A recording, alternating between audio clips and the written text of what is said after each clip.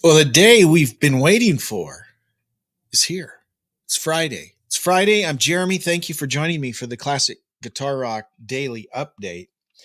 And I just at the top just want to say to everyone sincerely, thank you so much for following us on X, on YouTube, on Facebook. Thank you for uh, listening to the podcast. We have a new episode that will come out today about Cheap Trick. So if you're a Cheap Trick fan, make sure you check out the new podcast episode. And I do want to say this, if you're one of the 7 people that regularly watch the update, thank you so much. Do me a huge favor and share, retweet. If you're on Twitter, if you're on watch us on YouTube, share. Thank you so much.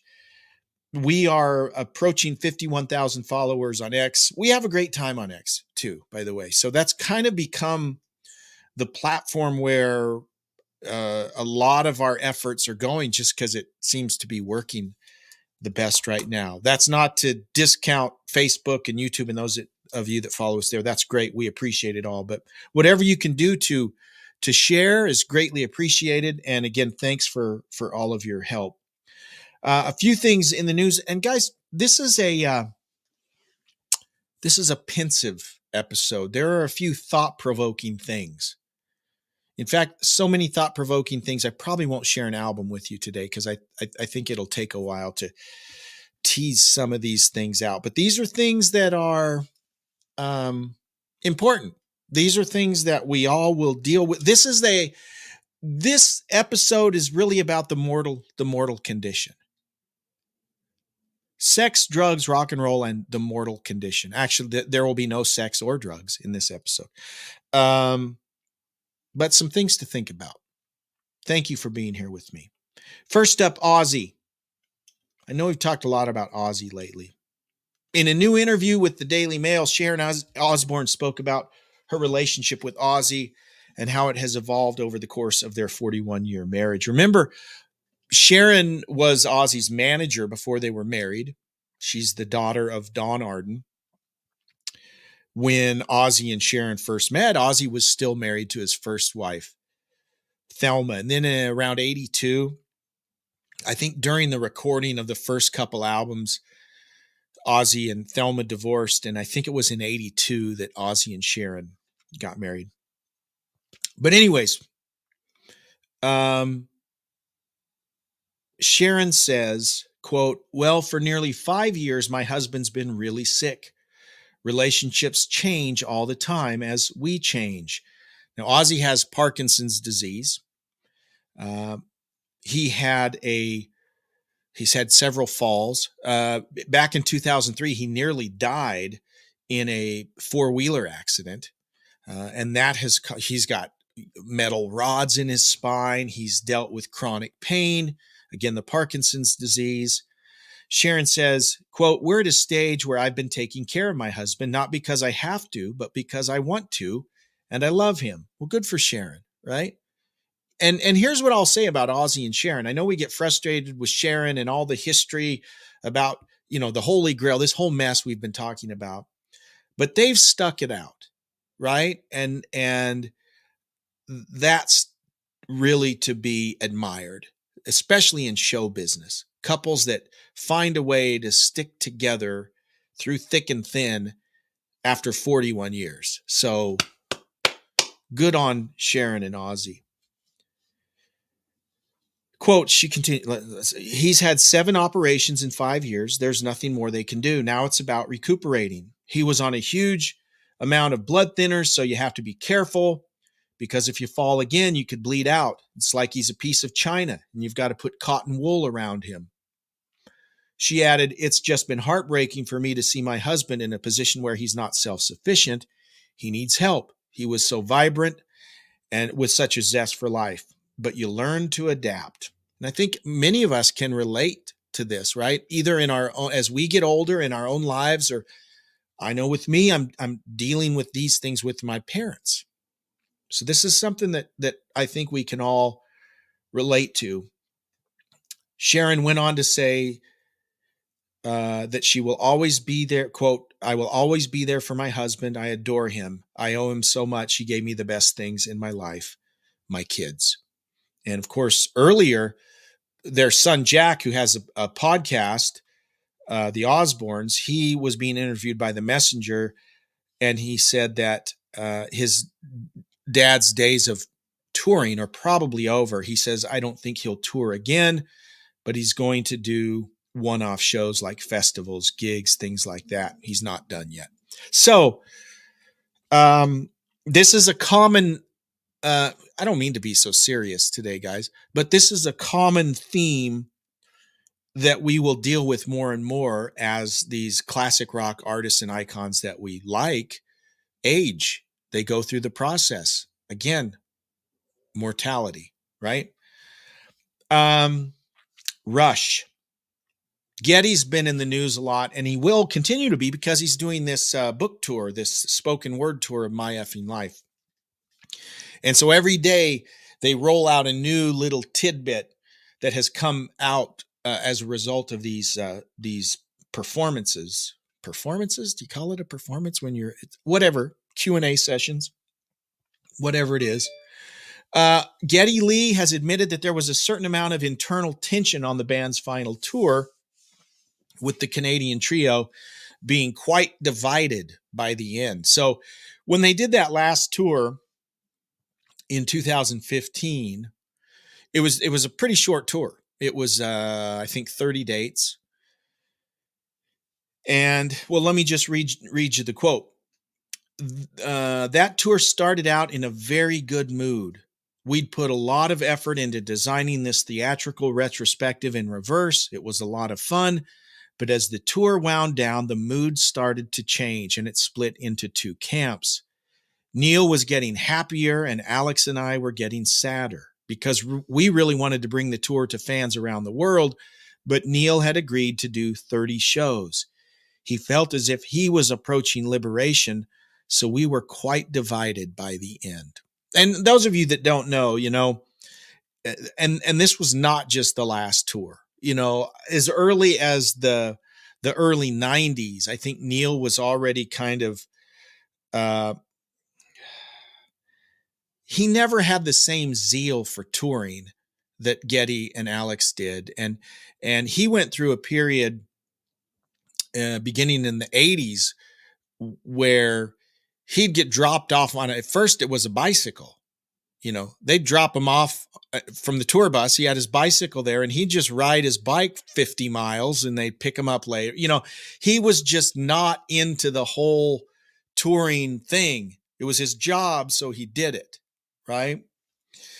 But Neil was pretty excited to be done with touring. And I don't think he had gotten his cancer diagnosis till a year or two after the tour had ended, if I've got my timeline correct. So at this point, his illness wasn't part of the problem. He just was done touring, and they were done.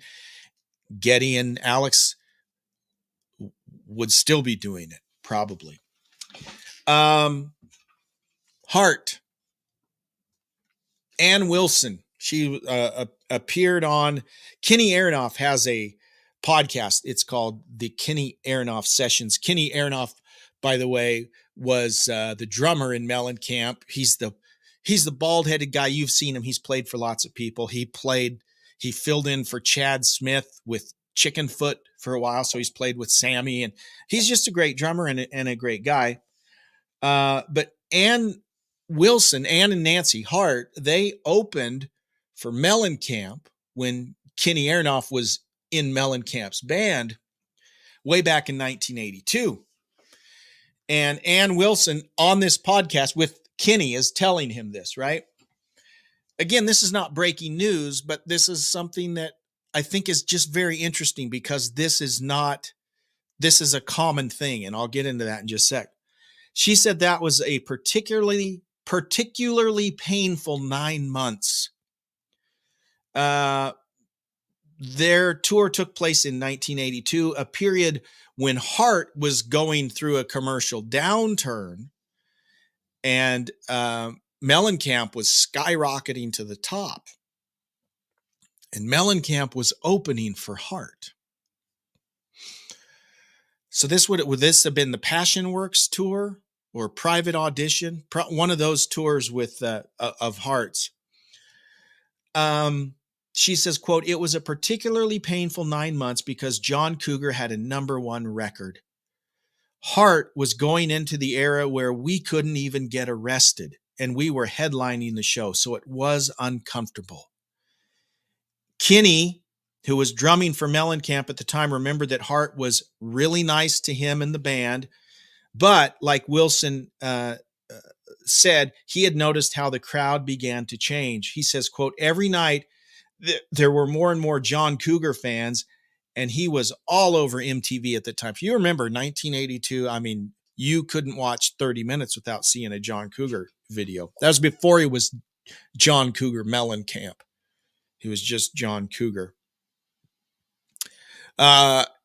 Kinney kind of apologized for bringing it up, because it would sound like it was kind of a painful thing. And, Ann just kind of took it in stride. She said, it's just a time among many. If you stay around long enough, you see they're just eras and you just kind of roll through them. And she's absolutely right, because by 85, Heart, remember that Heart album that had like 5 top 10 hits?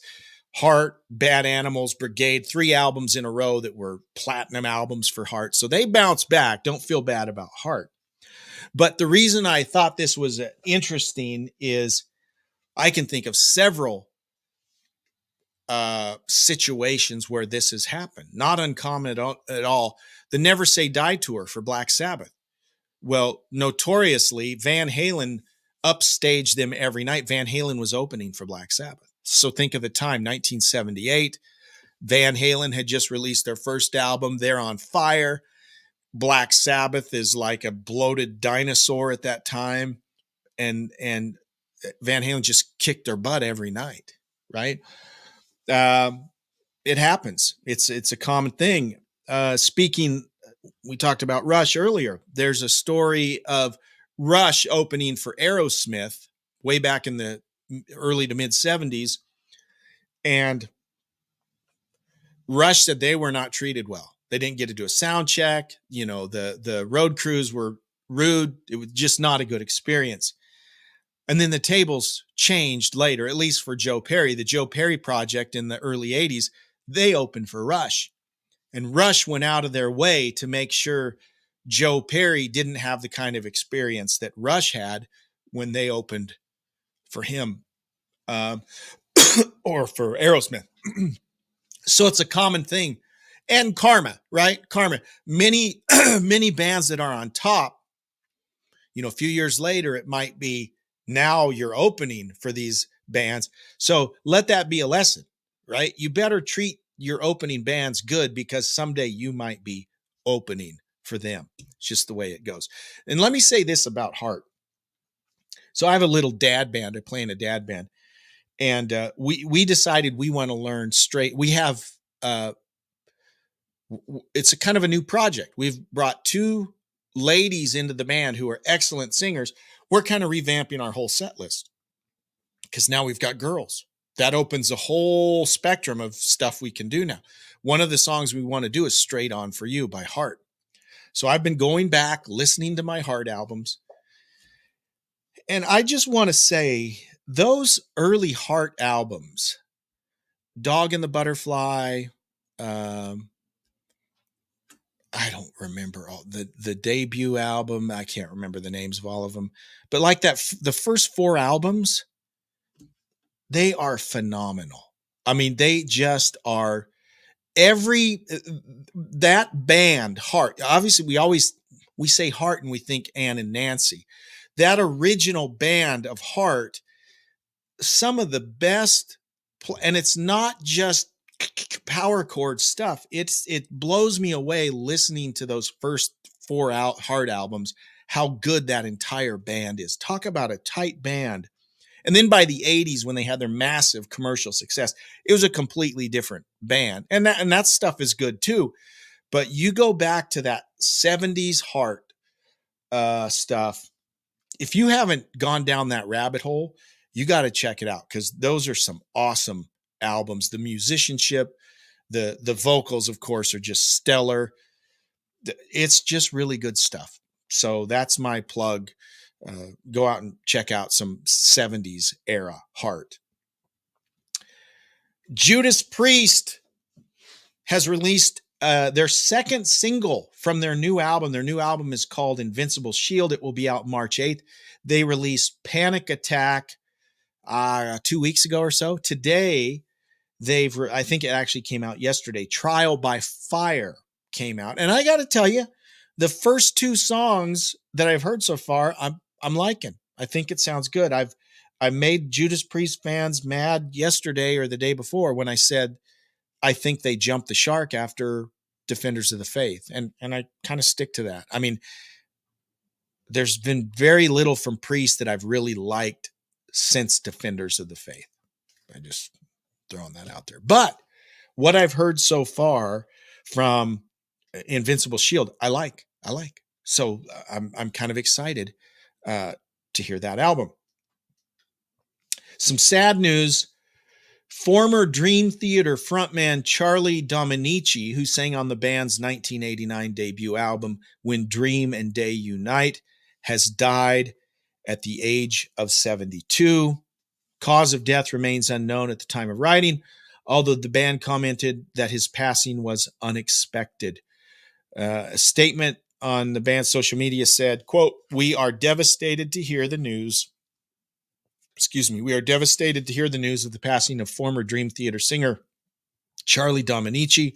Charlie was the voice of DT on our debut album, When Dream and Day Unite, recorded back in 1988. Beyond being a great singer, he was an incredibly talented songwriter, a well-rounded musician on both guitar and keyboards, and a longtime friend even after his departure from the band. So our condolences go out to Charlie Dominici's family and to the Dream Theater family. Guys, thank you so much for checking out the update today. I hope you have a wonderful weekend, and we'll see you on Monday for our next update. Take care, live long, and prosper.